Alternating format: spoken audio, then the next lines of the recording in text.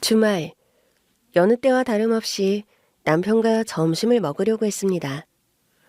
갓 지은 밥과 반찬을 차려두고 막 한술을 뜨려던 그때 초인종이 울렸어요. 남편과 순간 눈이 마주쳤는데 평소에는 배달기사님이거나 관리사무소에서 오는 경우가 많았기에 대수롭지 않게 생각했습니다.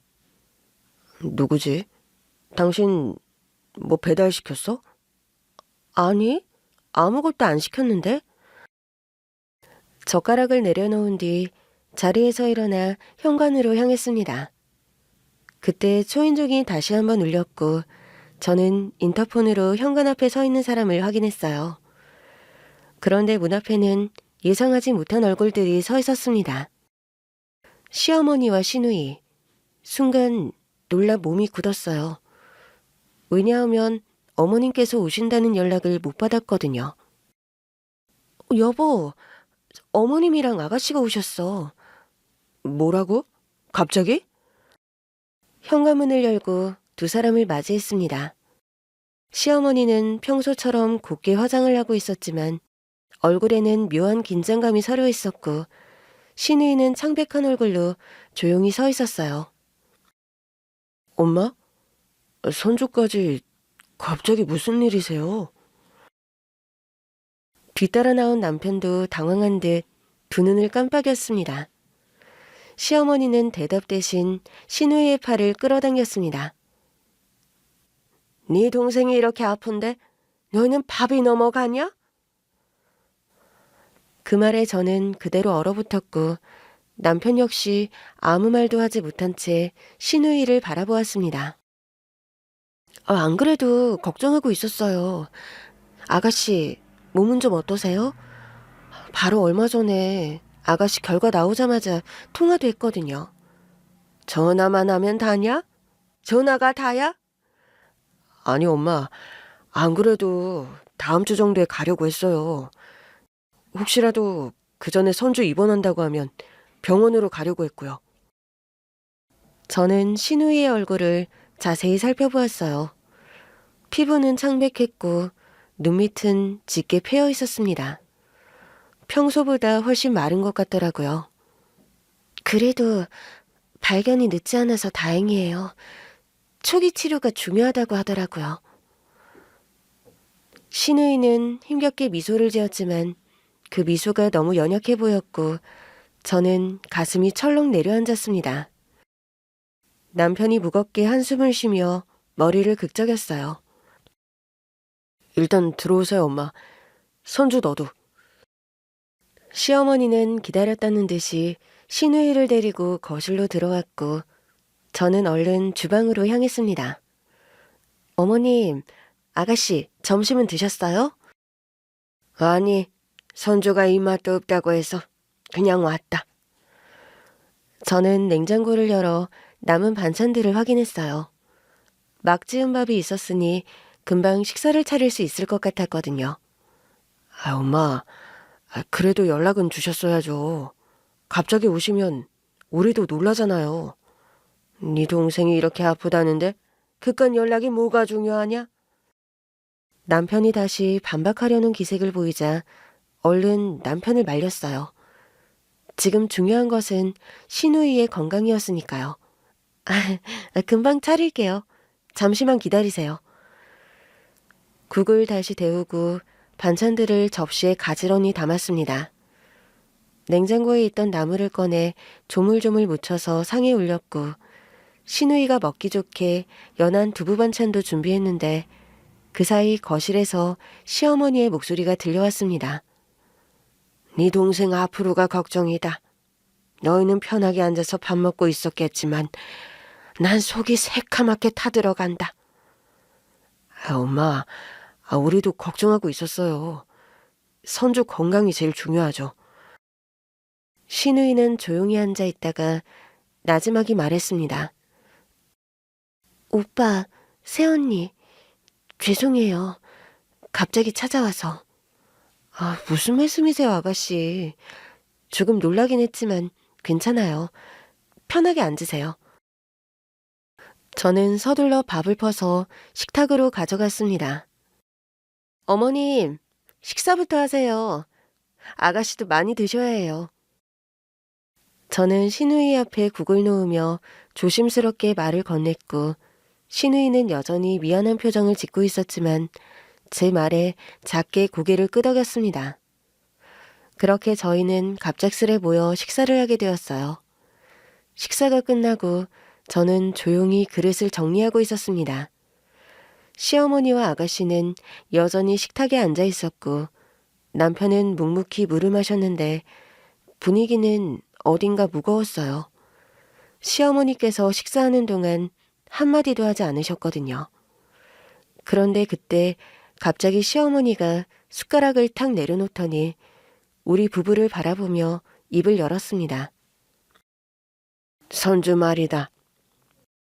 앞으로 치료받으려면 병원도 자주 왔다 갔다 해야 하고 암 환자는 집에서 먹는 것도 건강식으로 잘 챙겨 먹어야 한다더라. 그런데 아무리 생각해도 나는 그렇게 하기가 힘들다. 남편과 저는 동시에 시어머니를 바라보았습니다. 방금 하신 말이 어떤 의미인지 바로 이해가 되지 않았거든요. 엄마, 그러면 어떻게 하시려고요? 저희도 방법을 같이 생각해 볼게요. 생각할 게 뭐 있니? 간단하지. 당분간은 선주가 여기서 지내는 게 낫겠다. 청천벽력과도 같은 그 말에 남편이 순간 물컵을 내려놓으며 정색을 했습니다. 아, 엄마, 그게 무슨 말이에요? 갑자기 상의도 없이 이렇게 통보를... 말 그대로다. 네 동생이 여기서 지내고 네 마누라가 병수발을 하면 되지 않냐? 저는 그 말을 듣고 순간적으로 숨이 멎는 것 같았어요. 아가씨가 우리 집에서 지내고 제가 병수발을 해야 한다는 말이 너무 갑작스러웠거든요. 남편도 마찬가지였는지 이 말을 짚으며 한숨을 쉬었습니다. 아, 엄마, 그렇게 중요한 일을 저희랑 상의도 없이 정하시면 어떡해요? 호들갑 떨지 마라. 난 이미 결정했다. 시어머니의 목소리는 단호했어요. 그제야 저는 시어머니가 처음부터 이 말을 하려고 우리 집을 찾아왔다는 걸 깨달았습니다. 그래도 그렇지. 이런 건 다 같이 의논하고 결정해야죠. 갑자기 오셔서 선주를 여기서 지내게 하고 병수발까지 와이프가 하라고 하시면 며느리가 하는 게 당연한 거지. 너는 네 직장도 있고 밖에서 돈 벌어야 하잖아. 그런데 쟤는 집에서 살림하고 있잖아. 새언니가 아픈 시누이 돌보는 게 뭐 그렇게 대단한 일이라고 호들갑이야. 니들 애도 없고 사람 하나 잠깐 데리는 게 뭐 그리 큰 문제라고. 다른 사람도 아니고 가족이잖니. 엄마, 와이프는 집에서 살림만 하는 게 아니라요. 지금 잠깐 쉬고 있는 거예요. 애기 천천히 갖기로 합의했고 다시 직장 다니려고 준비 중이란 말이에요. 저는 시어머니의 말에 할 말을 잃었고 남편도 황당한 표정으로 저를 바라보았습니다. 엄마, 이건 진짜 아니죠. 제가 선주를 신경 안 쓴다는 게 아니라 상의를 먼저 했어야 한다는 거예요. 지금 그래서 내가 이야기하지 않니? 상의할 게 뭐 있어? 너는 그냥 원래 하던 대로 회사 열심히 다니면 되고 집에서 노는 며느리가 아픈 시누이 병수발하면 되는 건데 석현이 너 이러면 정말 엄마가 서운하다. 내 평생 너한테 쏟아부은 게 얼만데. 아니 그리고 석현이 너 보고 수발하라는 것도 아닌데 다짜고짜 물불 안 가리고 네 마누라 편만 드는 거냐? 남편이 다시 뭐라고 하려는 걸 저는 얼른 말리며 아가씨에게 말했습니다. 아가씨가 불편하지만 않다면 저희 집에서 지내도 괜찮아요. 아가씨는 아무 말도 하지 않고 고개를 숙이고 있었는데 저는 그 모습이 너무 안타까웠어요. 시어머니는 제 대답을 듣고 만족스러운 표정을 지었습니다. 그래야지.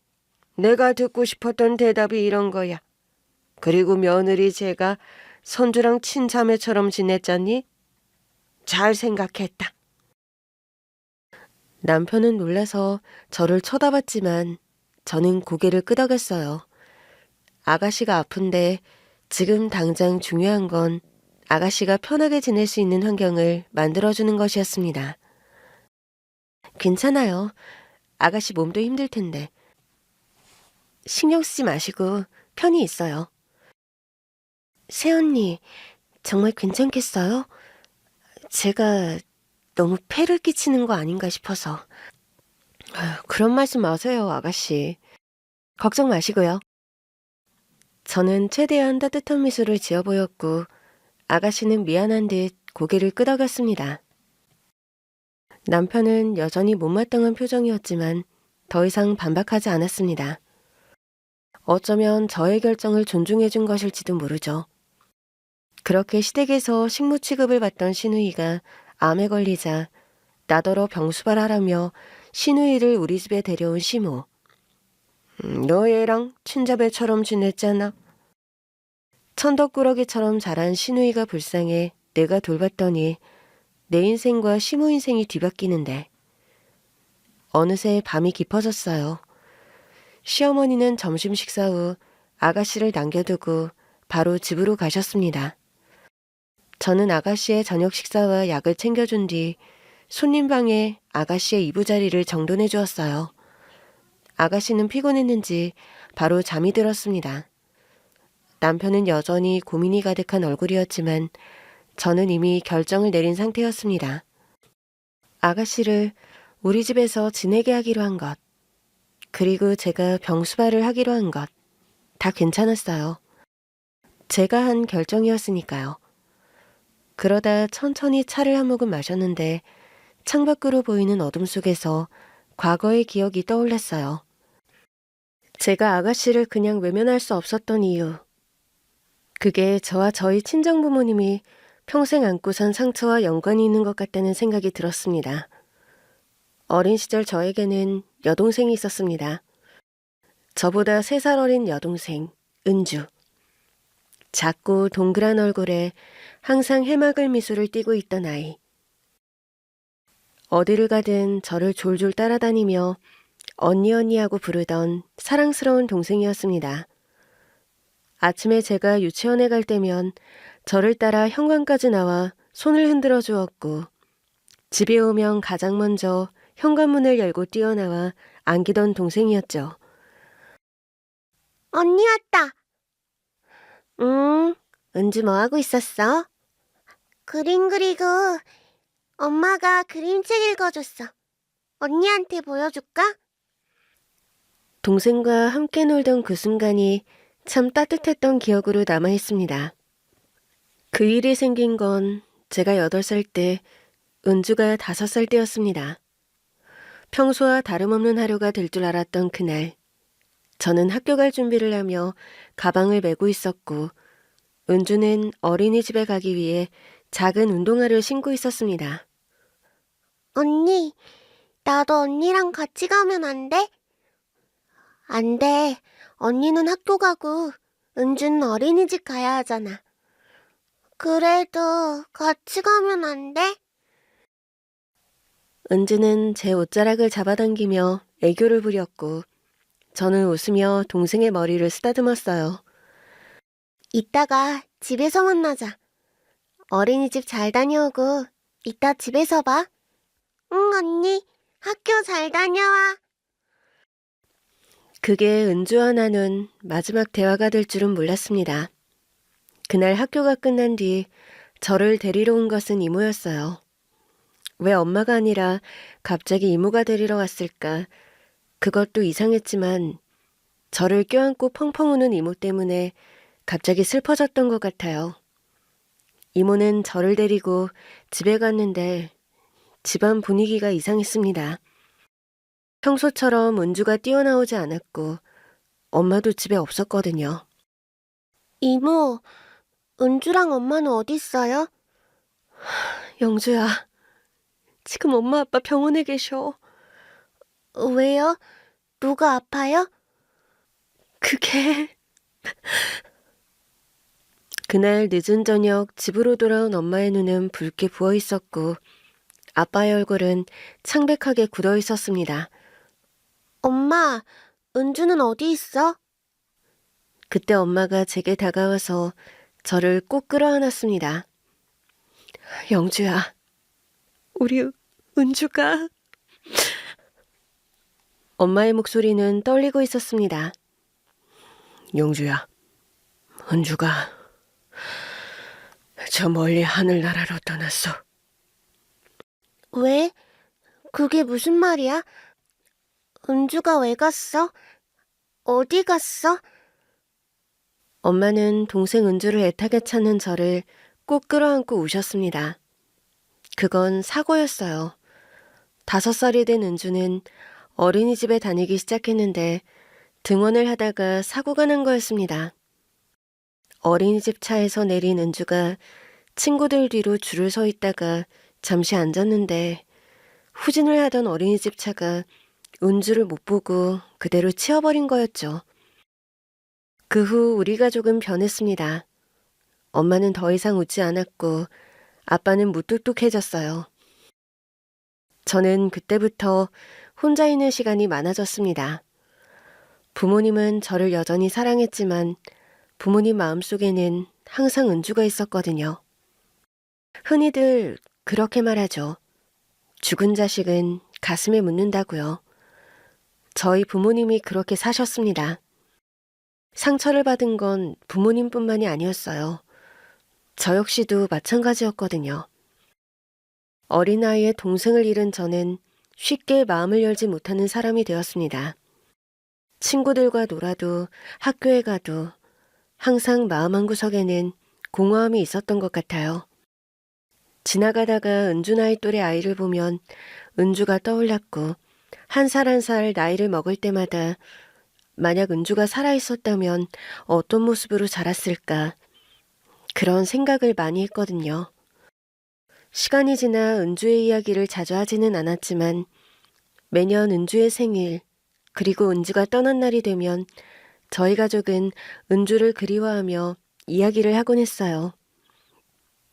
야속하게도 시간은 흘렀고 저는 무사히 성장을 했습니다. 어릴 적 동생을 잃은 이후로 제 성격은 점점 조용하고 내성적으로 변했거든요. 사람들과 쉽게 어울리지 못했고 말을 많이 하는 편도 아니었어요. 하지만 성적은 우수한 편이었고 부모님께 걱정을 끼치지 않으려 노력했습니다. 중고등학교를 거쳐 대학에 입학한 후에도 저는 조용히 학업에 집중을 했어요. 친구들이 적었던 것은 아니지만 깊은 관계를 맺는 것은 쉽지 않았습니다. 어쩌면 어린 시절부터 마음 한구석이 늘 비어 있었기 때문인지도 모르겠어요. 그리고 대학을 졸업한 뒤 저는 중견회사에 입사를 하게 되었습니다. 비록 대기업은 아니었지만 안정적인 직장이었고 저에게는 충분히 만족스러운 곳이었어요.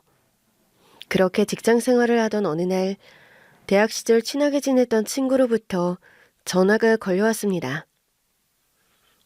영주야, 너 요즘 연애 안 해? 그냥 일하느라 바빠서. 내가 소개해줄 사람이 있는데 어때? 소개팅? 아, 나 그런 거 불편해. 아, 그러지 말고 한번 만나봐. 정말 괜찮은 사람이야. 아, 그 괜찮은 사람을 왜 나한테 소개시켜준다 그래? 소개받고 싶어하는 더 괜찮은 여자들 많은데? 무슨 소리야. 영주 너 착하고 예쁘고 남자들이 좋아할 스타일이야. 진짜 괜찮은 사람인데? 그냥 밥 한 끼 먹는다 생각하고 나가봐. 아, 너 이런 기회 흔치 않다 진짜. 그렇게 친구의 끈질긴 설득에 못 이겨 소개팅을 하게 되었어요. 소개팅 장소는 조용한 분위기의 작은 레스토랑이었습니다. 약속 시간보다 조금 일찍 도착한 저는 긴장된 마음으로 창가 자리에 앉아 있었습니다. 그리고 몇 분 후 한 남자가 레스토랑 문을 열고 들어왔어요. 그는 또렷한 이목구비에 단정한 차림을 하고 있었습니다. 자신감이 넘쳐 보이는 표정과 자연스러운 걸음걸이. 그 남자는 저를 발견하자 바로 다가와 환하게 웃으며 인사를 건넸습니다. 안녕하세요. 저는 김태훈이라고 합니다. 이영주 씨 맞죠? 네, 안녕하세요. 아이고, 제가 먼저 오려고 했는데 한 발 늦었네요. 영주 씨가 이렇게 일찍 나오실 줄은 몰랐습니다. 아, 원래 약속 시간보다 일찍 나가는 편이라서 그런가요? 좋은 습관이네요. 사실 오면서 조금 긴장했어요. 이런 자리도 그렇고 처음 보는 사람과 밥을 먹는 게 쉬운 건 아니잖아요. 저도 그래요. 그런데 생각보다 편하네요. 영주 씨의 분위기가 차분해서 그런가 봐요. 저는 살짝 웃으며 물을 한 모금 마셨고, 그는 자연스럽게 메뉴를 넘기며 이야기를 이어갔습니다. 영주 씨는 무역회사에 다닌다고 들었어요. 일은 어때요? 네, 나름 재밌어요. 바쁠 때는 정신이 없지만요. 저도 그래요. 회사라는 게 다 그렇죠. 그는 대기업에 다니고 있었습니다. 명문대를 졸업하고 탄탄한 직장에서 일하고 있는 흔히 말하는 조건이 좋은 남자였죠. 하지만 저에게 그것보다 인상 깊었던 것은 그가 가진 자신감과 긍정적인 태도였습니다. 처음 보는 저와도 자연스럽게 대화를 이어갔고 분위기를 편안하게 만들어 주었거든요. 영주 씨, 혹시 주말에는 뭐 하면서 지내요? 책 읽거나 영화 보거나 특별한 건 없어요. 저랑 비슷하네요. 저는 책보다는 야외 활동을 좋아하지만요. 다음에 시간 되면 같이 영화 보러 갈래요? 그렇게 첫 만남은 예상보다 즐겁게 흘러갔어요. 그는 대화의 흐름을 잘 이끌어 주었고, 저도 점점 긴장이 풀리면서 편안하게 웃을 수 있었습니다. 소개팅이 끝나고 집으로 돌아오는 길, 이상하게도 가슴이 두근거리더라고요. 그리고 다음날 그에게서 연락이 왔습니다. 영주 씨, 어제 즐거웠어요. 다음에 또 뵐 수 있을까요? 그렇게 우리는 다시 만나게 되었고 자연스럽게 연애를 시작하게 되었습니다. 태훈 씨는 저와 정반대의 사람이었어요. 그는 활발하고 사교적인 성격이었고 저는 조용하고 차분한 성격이었거든요. 그 사람은 새로운 사람을 만나는 걸 좋아했지만 저는 익숙한 사람들과만 어울리는 편이었죠. 하지만 이상하게도 우리는 서로에게 끌렸습니다. 그는 저의 조용한 면을 배려해 주었고 저는 그의 밝고 긍정적인 에너지에 영향을 받았어요. 영주야, 너는 괜찮은 사람이야. 조금만 더 자신감을 가져도 좋을 텐데. 나 원래 이런 성격이야. 아유, 안 되겠다. 내가 취업할 당시에 지금 다니는 회사 말고도 면접 본 곳은 다 통과했거든? 자신감이 진짜 중요하다니까. 내가 그거 팍팍 심어줄게. 그렇게 우리는 점점 가까워졌고 1년 넘게 연애를 이어갔어요. 그리고 연애를 한 지 2년이 넘은 어느 날 태훈 씨는 저를 바라보며 진지한 표정으로 말했어요. 영주야, 나랑 결혼할래? 그 순간 저는 가슴이 두근거렸습니다. 갑자기 그런 말을 하면 어떡해요. 갑자기가 아니야. 난 오래전부터 생각했어. 네가 내 옆에 있어줬으면 좋겠다고. 그 사람, 남편의 눈빛에는 흔들림이 없었습니다. 나는 네가 좋아. 네가 조용하고 신중한 것도 나와 다르다는 것도 네가 있어서 내가 더 좋은 사람이 되는 것 같아. 그 말을 들었을 때 이미 대답이 정해졌어요. 저도 계속 이 사람과 함께하고 싶다는 생각이 들었거든요. 좋아요. 우리 결혼해요. 그렇게 우리는 부부가 되었습니다. 결혼 후 저는 시댁에서 남편의 여동생 아가씨를 만났어요. 남편보다 5살 어리고 저보다는 3살 어린 시누이. 처음 만났을 때부터 아가씨는 조용하고 얌전한 성격이었습니다.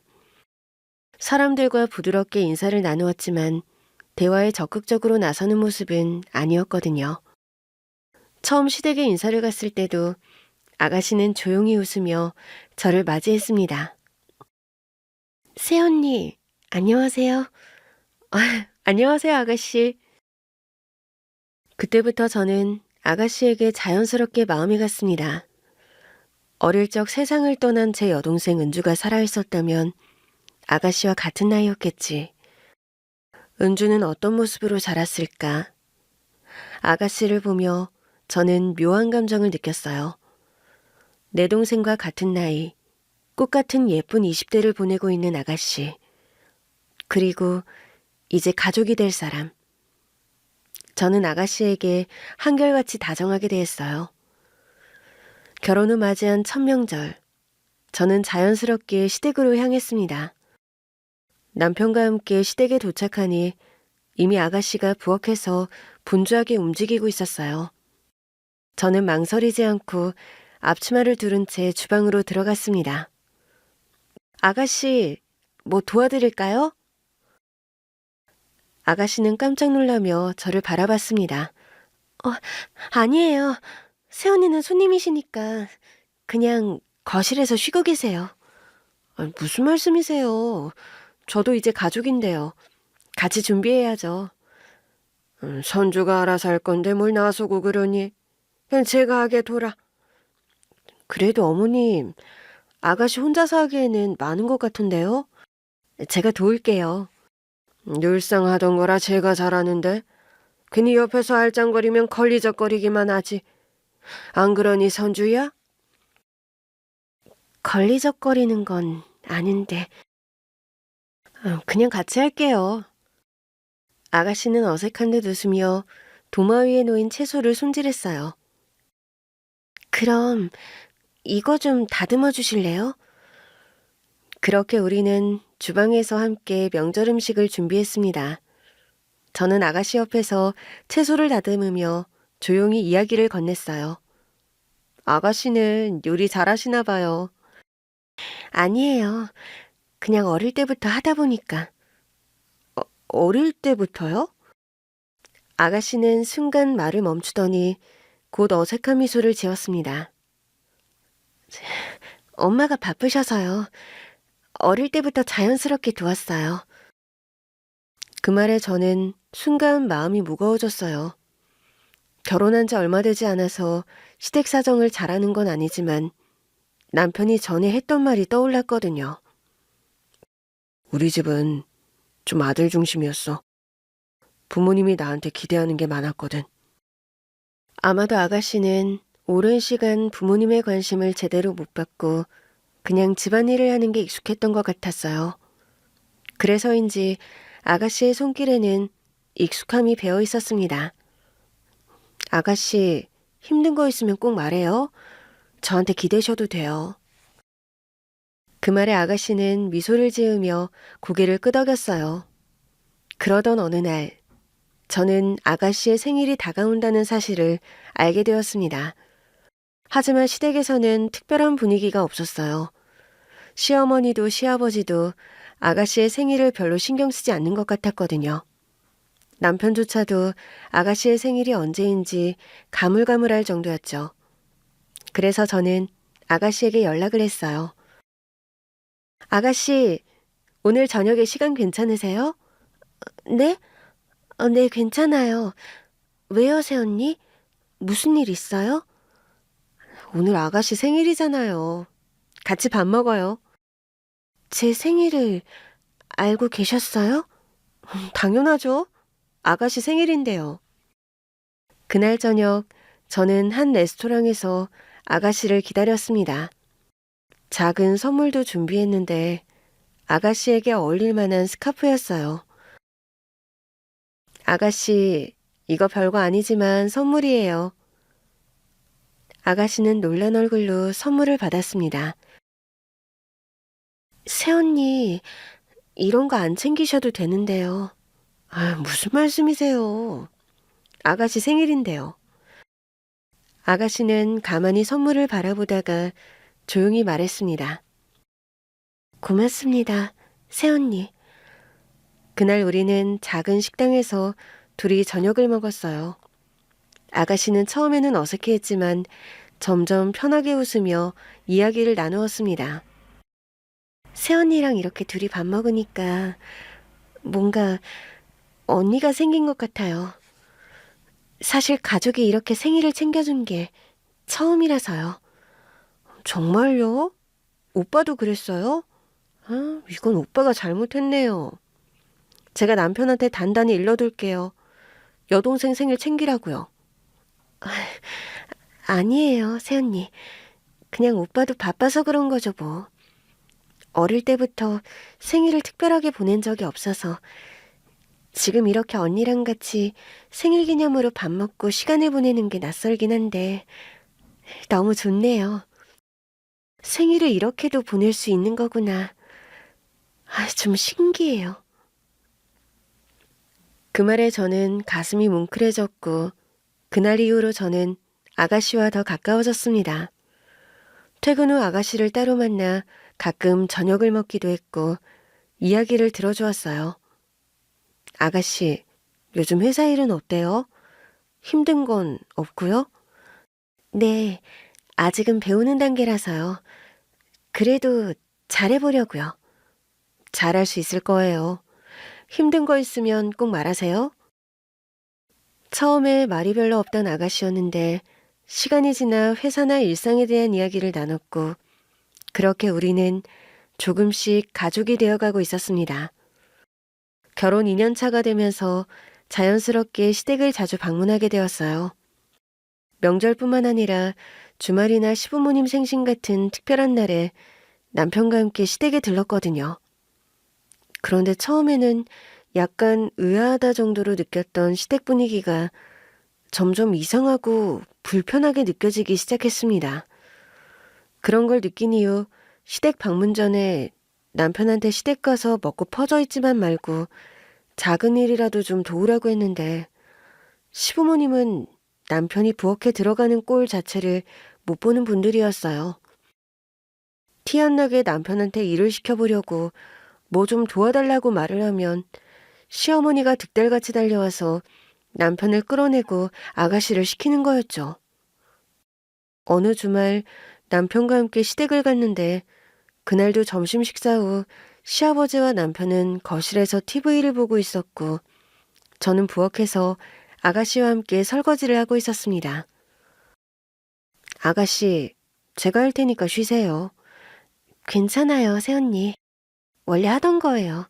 금방 해요. 아가씨는 익숙한 듯 손을 놀리며 설거지를 하고 있었는데 시어머니가 주방으로 오셨어요. 선주야, 그거 끝나면 빨래도 꺼내서 개라.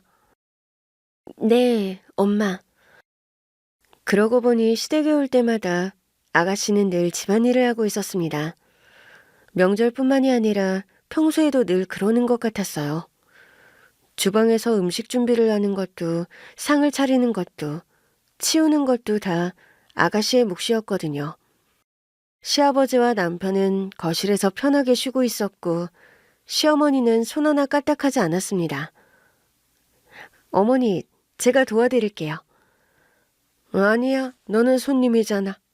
손주가 하면 돼. 결혼 2년 차인데 손님이라는 말에 속으로 씁쓸한 기분이 들었습니다. 이미 이 집안의 며느리였고 가족이 되었는데도 시어머니는 여전히 저를 손님 취급했거든요. 그리고 그 말은 곧 이 집에서 집안일을 해야 하는 사람은 아가씨밖에 없다는 것처럼 들렸습니다. 손주야, 과일 좀 깎아와라. 네, 아버지. 저는 그 말을 듣고 아가씨를 바라보았는데 아가씨는 익숙한 듯 고개를 끄덕이며 과일을 준비하려 했습니다. 아가씨, 제가 할게요. 아가씨는 좀 쉬세요. 괜찮아요, 새언니. 매번 괜찮다면서 시키는 걸 다 하는 아가씨. 그날따라 그 모습이 너무 답답해 보여서 가만히 있을 수 없었습니다. 아가씨, 계속 일만 하면 피곤하잖아요. 남편도 TV 보고 있는데 아가씨도 같이 거실에서 쉬어요. 그러자 시어머니가 인상을 찌푸리며 저를 바라보았습니다. 예, 너 쓸데없는 일에 나서지 마라. 네? 어머님? 쓸데없는 일이라뇨. 원래 선주는 군말 없이 부모 말 잘 듣는 애야. 그런데 네가 자꾸 이러면 버릇 나빠진다. 그 말에 저는 순간 화가 치밀었어요. 어머니, 아들도 딸도 다 같은 자식인데 아가씨도 똑같이 귀한 자식이잖아요. 아들이랑 딸이 어떻게 똑같다는 거니? 너희 집엔 아들이 없어서 너희 부모님도 그렇고 특히 너는 아무 생각 없이 자란 것 같은데 아들 있는 집은 원래 이런 거야. 너 솔직히 주변에서 시집 잘 갔다는 소리 듣지 않니? 우리 태훈이 말이다. 나는 솔직히 우리 태훈이 너한테 장가 보내는 거 너무 아까웠다. 인물 훤하지, 명문대학 나왔지, 대기업 딱 붙어가지고 직장 생활 잘하고 있지. 아주 탄탄대로 마냥 인생이 착착 풀린 건데 그게 거저되는 건 줄 아니? 다 어릴 때부터 그런 걸 부모가 알아보고 지원해주고 투자를 해서 그런 걸 한다.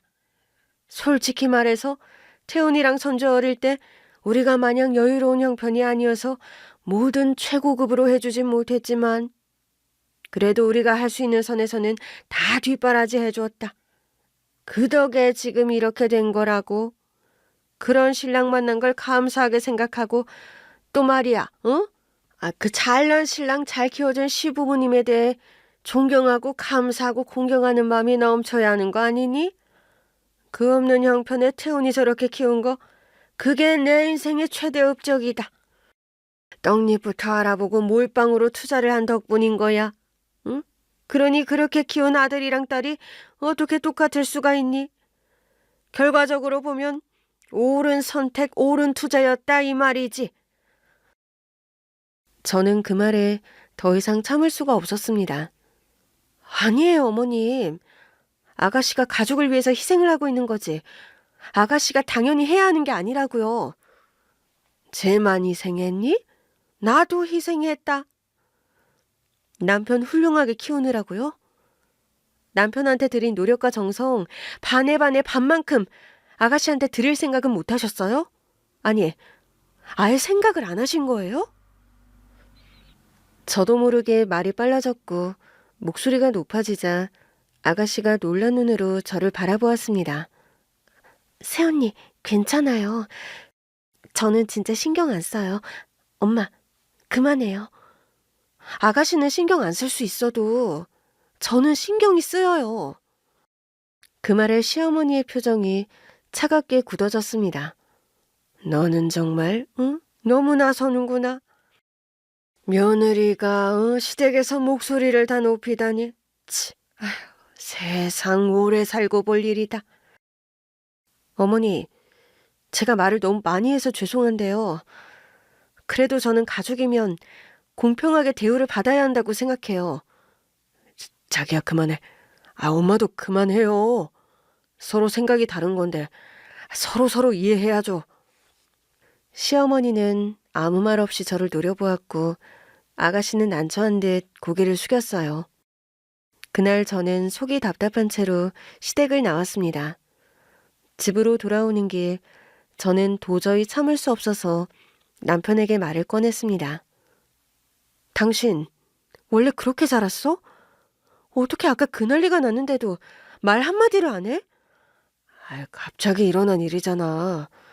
나도 놀라가지고 막 끼어들 틈을 못 찾겠더라고. 더 일이 커지기 전에 말렸잖아. 그게 말린 거야? 아니, 당신 생각은 어떤데? 어머니 말씀이 맞는 것 같아? 어떤 거 말하는 거야? 자기는 몰빵 투자 받고 온갖 거 독차지하면서 자란 게 좋았나 보네. 아가씨 말이야. 어릴 때 관심 못 받고 자란 것도 안쓰러운데 20살 넘고 어른이 돼서도 혼자 온갖 집안일 다 하는 거 자기는 그게 괜찮냐고. 남편은 순간 말문이 막힌 듯 했어요. 그러니까 우리 집이 좀 아들 중심이긴 했지. 지금도 좀 그렇고. 좀이 아니라 완전 아들 중심이잖아. 아가씨가 집에서 무슨 가정부처럼 살고 있잖아. 남편은 어색한 듯 머리를 극적였습니다. 아까 들었겠지만 내가 아들이라 부모님이 나한테 기대가 많았어. 그래서 투자도 많이 해주셨고 선주한텐 좀 소홀했지. 아가씨도 부모님 자식인데 왜 그렇게 차별을 하시지? 아가씨가 진짜 친딸이 맞나 생각이 들 정도야. 아이, 그게 무슨 소리야. 우리 집이 좀 구식이긴 해도 그런 막장 콩가루는 아니야. 그리고 부모님 세대는 원래 좀 그런 게 있잖아. 원래 그런 게 아니라 그냥 자기 부모님이 편한 대로 하신 거지. 남편은 제 말에 아무 대답도 하지 못했어요. 내가 앞으로 아가씨 잘 챙길 거야. 이렇게 착한 아가씨를 왜 못마땅해 하면서 이 나이 되도록 부려먹기만 하는지 정말 이해할 수가 없네. 남편은 그동안 자기가 생각 못했던 거, 나서지 못했던 거, 또 그런 집 분위기를 당연하게 받아들였던 거, 그 모든 걸 인정하고 저에게 사과를 했습니다.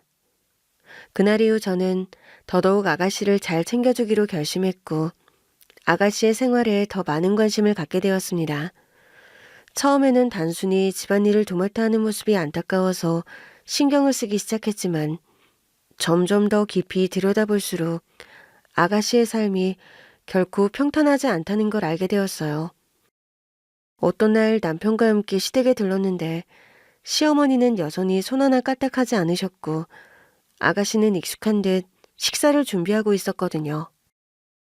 저는 아가씨와 함께 식사를 차리며 말을 건넸어요. 아가씨, 요즘 회사는 어때요? 힘들긴 하지만 이제 좀 적응이 되는 것 같아요. 다행이죠. 그래도 너무 무리하지 마세요. 그렇게 대화를 나누던 중 시어머니가 거실에서 무심하게 한마디를 던졌어요. 선주야, 이번 달 용돈 아직 안 줬지? 순간 저는 귀를 의심했는데 아가씨는 아무렇지도 않다는 듯 고개를 끄덕였습니다. 네, 엄마. 이번 주에 드릴게요. 저는 순간적으로 아가씨를 쳐다봤어요. 아가씨가 시부모님께 용돈을 드리고 있다고? 그동안 저는 아가씨가 직장 생활을 시작했다는 것만 알았지 그 월급이 어디로 가는지는 전혀 몰랐거든요.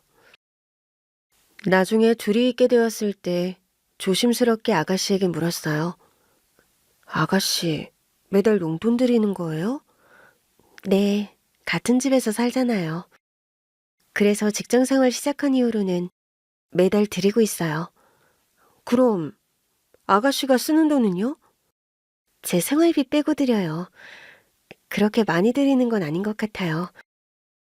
원래 버는 게 그렇게 많지 않아서요. 하지만 저는 쉽게 이해가 가지 않았어요. 본인의 미래를 위해 저축을 해야 하는데 그걸 부모님께 다 드리고 있다니. 며칠 후 퇴근을 하고 저는 아가씨를 따로 불러서 함께 카페에 갔습니다. 따뜻한 차를 앞에 두고 저는 조심스럽게 말을 꺼냈어요. 아가씨, 모아둔 돈은 좀 있어요?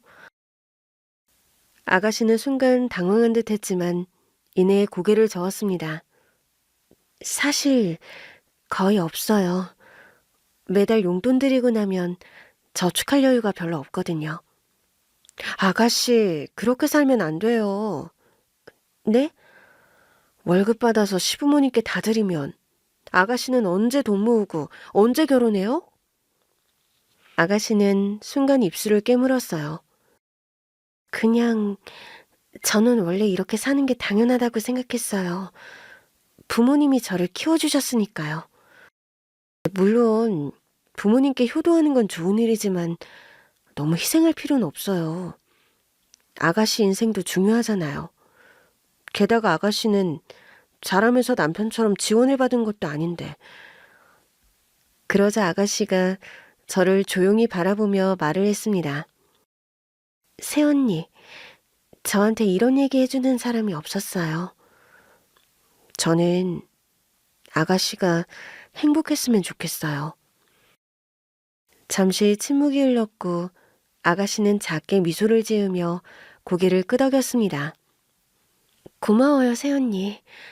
저를 이렇게 생각해주는 건 새언니밖에 없네요. 그 말을 들었을 때 이제라도 아가씨가 본인의 삶을 생각할 수 있도록 도와줘야겠다 생각을 했거든요. 그런데 그 아가씨가 젊은 나이에 그만 시댁에서 식무 취급받던 시누이가 암에 걸리자 나더러 병수발하라며 시누이를 우리 집에 데려온 시모. 너랑 얘랑 친자매처럼 지냈잖아. 천덕꾸러기처럼 자란 시누이가 불쌍해 내가 돌봤더니 내 인생과 시모 인생이 뒤바뀌는데 시어머니가 암에 걸린 시누이를 저와 남편의 집에 맡기고 간 날부터 아가씨는 쭉 저희 집에서 지내면서 치료를 받기 시작했습니다. 처음에는 모든 것이 낯설고 조심스러웠어요. 아가씨가 아픈 만큼 매 순간을 신경 쓰지 않을 수 없었거든요.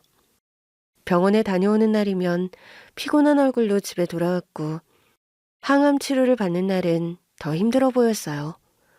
하지만 저는 끝까지 최선을 다해 아가씨를 돌보았습니다. 어느 날 아가씨는 치료를 받고 집에 돌아와 힘없이 거실 소파에 앉아 있었는데 얼굴은 창백했고 눈빛은 피곤해 보였어요.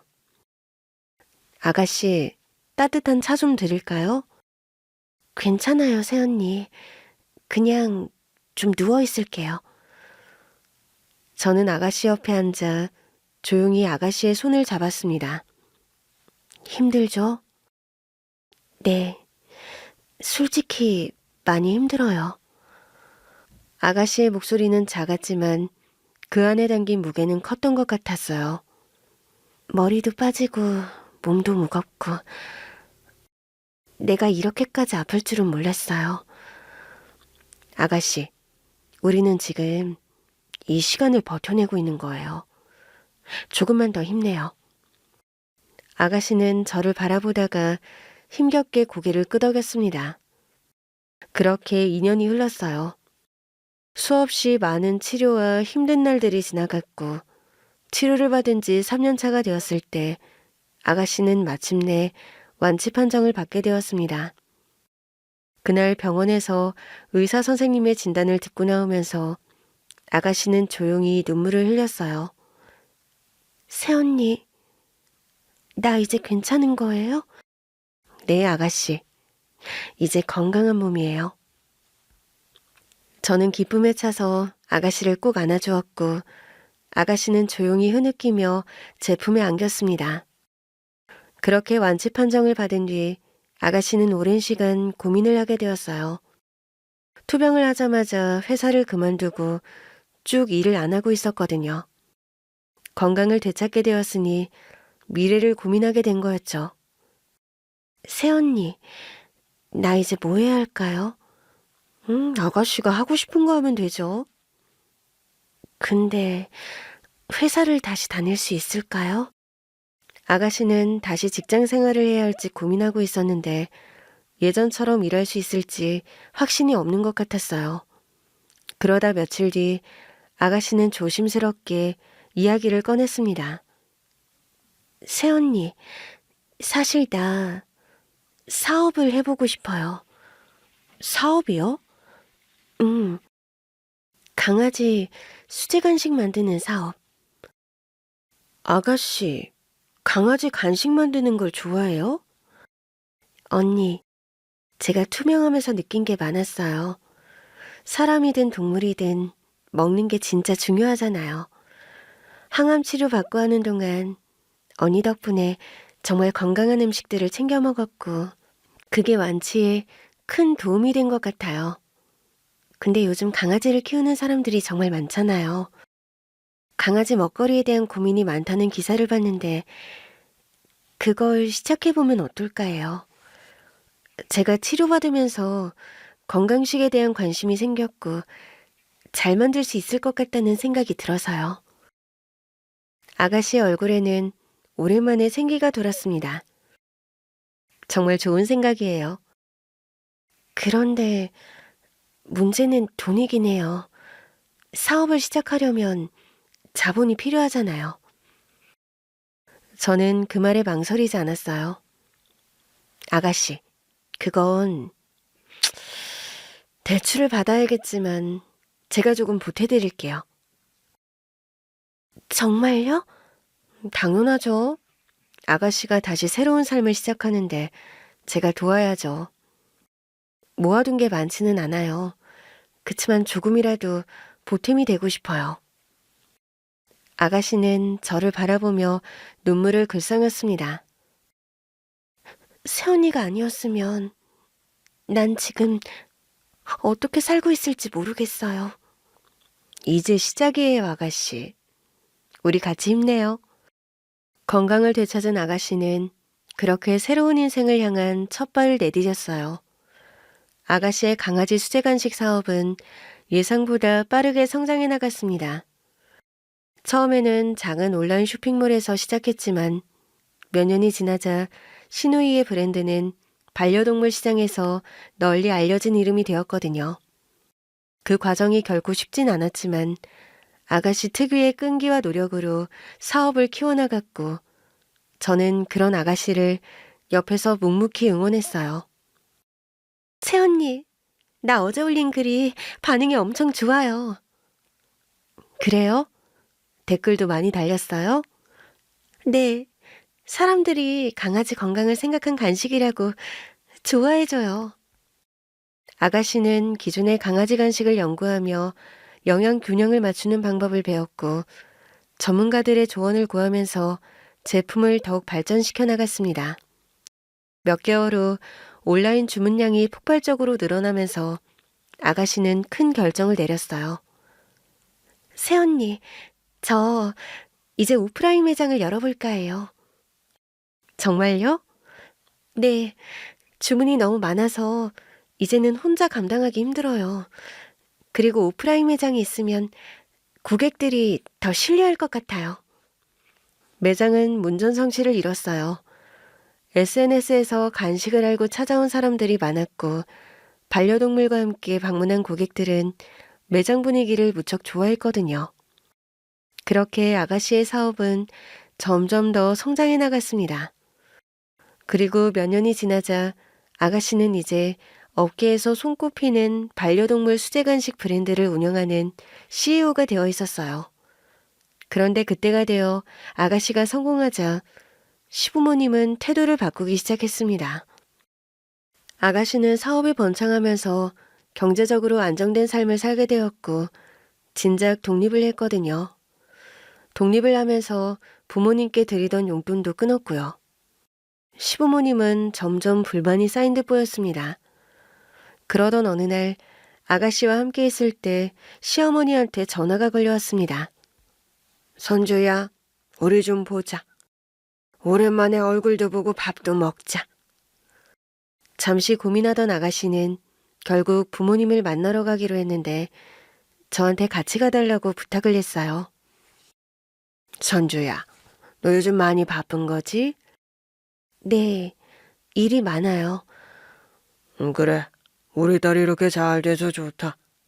부모로서 얼마나 뿌듯한지 모르겠다. 아가씨는 별다른 표정 없이 묵묵히 밥을 먹었습니다. 그런데 선주야, 우리가 요즘 좀 힘들다. 너도 알다시피 생활비도 많이 들고 네가 용돈을 딱 끊어버렸잖니. 그래서요? 너 이제 형편이 괜찮으니까 우리 좀 도와주면 안 되겠니? 예전에 비해서 훨씬 많이 번다면서.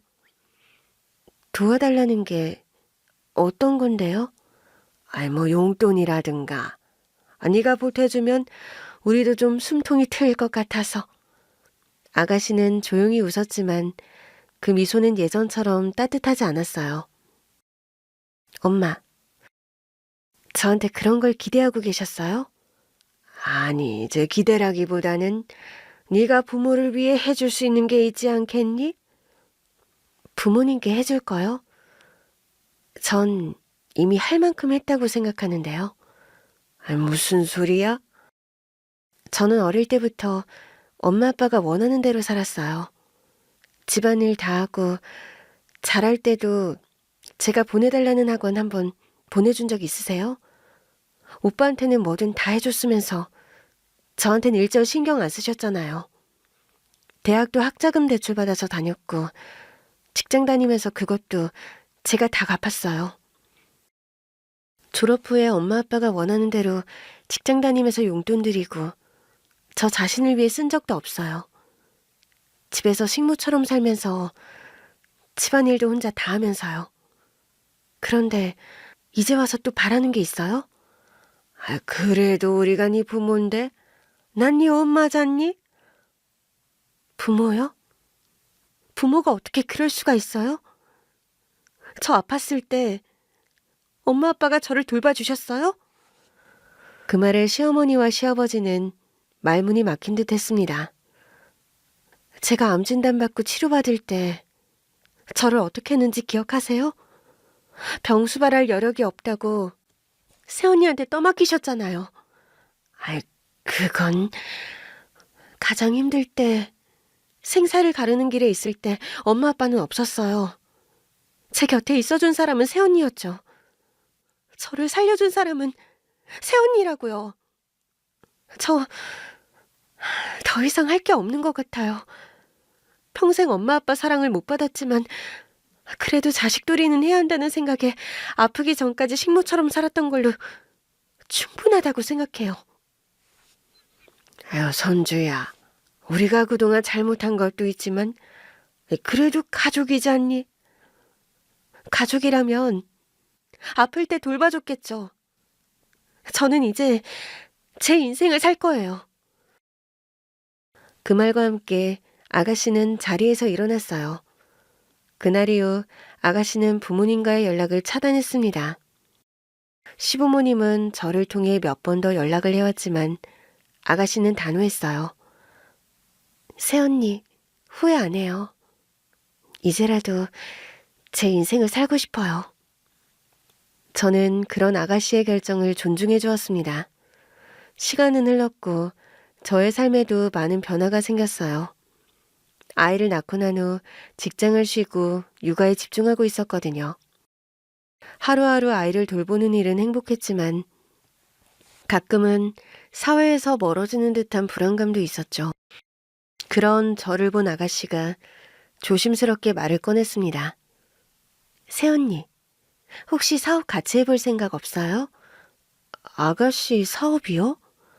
네, 이제 직원도 많아지고 사업이 점점 커지는데 내가 믿고 맡길 사람이 필요해요. 새언니가 와주면 정말 좋을 것 같은데. 아가씨, 저는 경영 쪽은 잘 몰라요. 새언니는 꼼꼼하고 책임감 강하잖아요. 제가 옆에서 하나씩 다 가르쳐 줄게요. 그렇게 저는 아가씨의 사업에 참여하게 되었어요. 처음에는 조심스러웠습니다. 하지만 아가씨는 저를 믿고 중요한 업무를 하나둘 맡겨주었습니다. 아가씨, 이번에 신제품 홍보 전략을 이렇게 바꿔보면 어떨까요? 와, 새언니, 진짜 감각 좋아요. 그렇게 하면 더 반응이 좋을 것 같아요. 시간이 지나면서 저는 점점 사업 운영에 익숙해졌고 어느새 아가씨와 함께 사업을 이끌어가는 사람이 되어 있었어요. 직장에 다닐 때보다 훨씬 많은 수익을 얻었고 무엇보다도 시간을 자유롭게 조절할 수 있다는 점이 가장 큰 장점이었습니다. 아이를 키우면서도 경제적으로 안정된 삶을 살 수 있었고 저는 더없이 만족스러웠어요. 그러던 어느 날 남편이 저한테 말을 하더라고요. 여보, 나 선주한테 제대로 사과해야 할 것 같아. 이제라도 그런 마음이 들어서 다행이네. 저는 남편과 함께 아가씨를 찾아갔습니다. 선주야, 나 할 말이 있어. 무슨 일이야, 오빠? 난 그동안 네가 차별받으며 자랐다는 걸 알면서도 모른 척했어. 부모님이 나한테 거는 기대가 크다고만 생각했지. 네가 얼마나 힘들었을지는 깊이 생각하지 못했어. 이제 와서 너무 늦은 사과인 것 같지만 그래도 꼭 하고 싶었어. 미안하다, 선주야. 오빠, 나 어릴 때는 많이 서운했어. 하지만 이제는 다 지난 일이야. 새언니 덕분에 나도 내 인생을 찾았고, 이제는 더 이상 그런 것에 연연하지 않아. 아가씨의 말을 들은 남편의 눈시울이 붉어졌어요. 그래도 고맙다. 용서해줘서. 그렇게 오빠와 동생은 오랜 시간 간직했던 감정을 털어놓고 진짜 가족이 되어갔습니다. 그리고 현재 아가씨는 좋은 사람을 만나 결혼을 했고 얼마 전 임신을 했습니다. 아가씨의 몸이 힘든 걸 알기에 사업적으로 빈틈이 없도록 저는 더 노력을 하고 있어요. 신우이는 이제 진정한 행복을 찾았고 우리는 서로를 진짜 가족처럼 아끼며 살아가고 있습니다.